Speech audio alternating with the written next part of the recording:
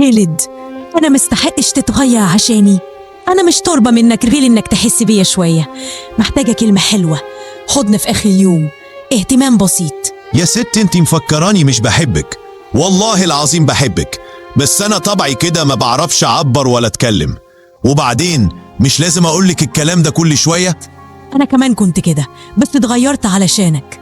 بس انت عمرك ما حاولت حتى تتغير علشاني. اللي بيحب حد بيحبه زي ما هو ويستحمله، وانتي لو بتحبيني بجد تحبيني زي ما انا. اوف، انا زهقت بقى. انت مش حاسس بيا ولا بمشاعري ولا حاسس باللي وصلت له.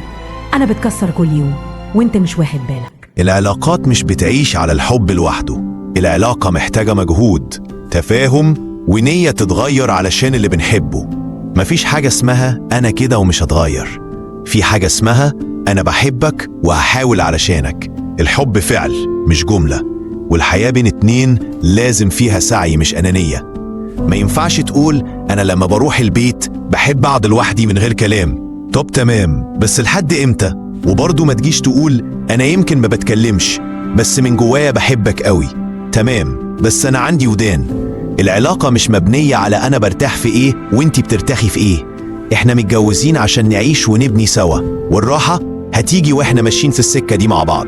وعايز أضيف حاجة مهمة، مفيش حاجة اسمها اللي بيحبني يقبلني زي ما أنا وخلاص. وجملة أنا كده ومش هتغير دي مش شطارة، ده تهرب. كلنا لازم نتغير ونتحسن، مش عشان نرضي الناس، لأ، عشان الناس اللي بنحبهم ويستاهلوا مننا ده.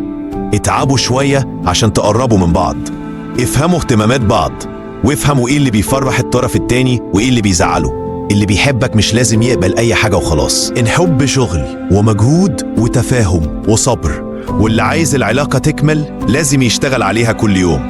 يا رب ارزقنا قلوب تفهم وتحن، ونفوس بتتغير عشان تحافظ على اللي بتحبه، واجعل بيوتنا سكن ومودة ورحمة.